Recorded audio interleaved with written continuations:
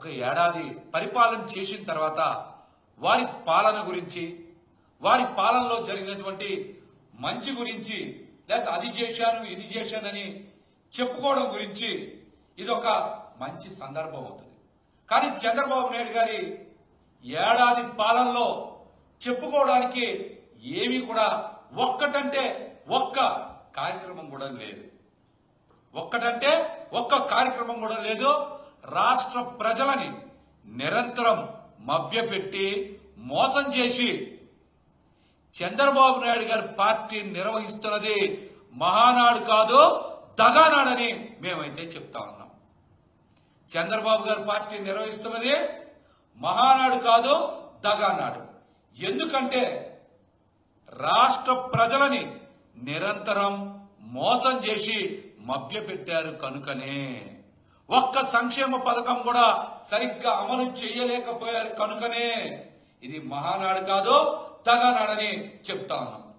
ఇక్కడ ఆయన్ని పొగుడుకోవడానికి, వైఎస్ఆర్సీపీ పార్టీ మీద బురద జల్లడానికి తప్ప అక్కడ ఏమన్నా వినడానికి కానీ చూడడానికి కానీ ఏమనుందా మహానాడులో?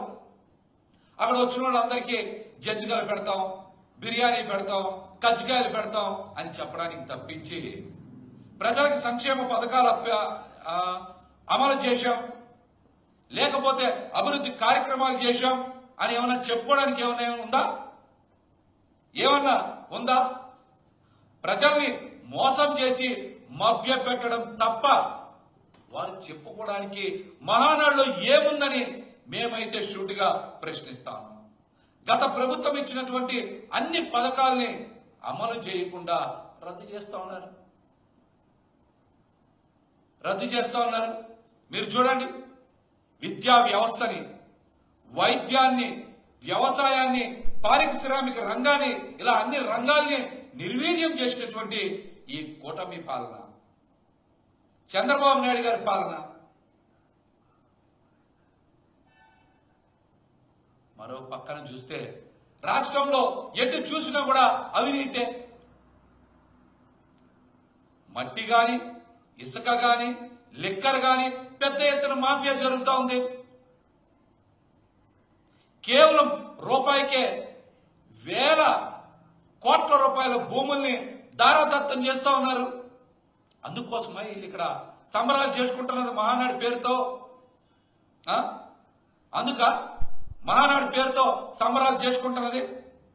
విచ్చలవిడి అవినీతి ఎక్కడ పడితే అక్కడ అందుకు చేసుకుంటా ఉన్నారా? సంబరాలు దేనికి చేసుకుంటారు?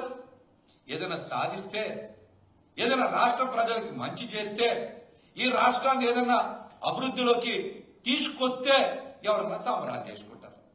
కానీ జగన్మోహన్ రెడ్డి గారు ఇచ్చినటువంటి అద్భుతమైనటువంటి పథకాలు, ప్రజల జీవితాల్ని మార్పు చేసి వాళ్ళ జీవన ప్రమాణాలకి ఉన్నతంలోకి తీసుకెళ్లేటువంటి పథకాలు రద్దు చేసినందుక,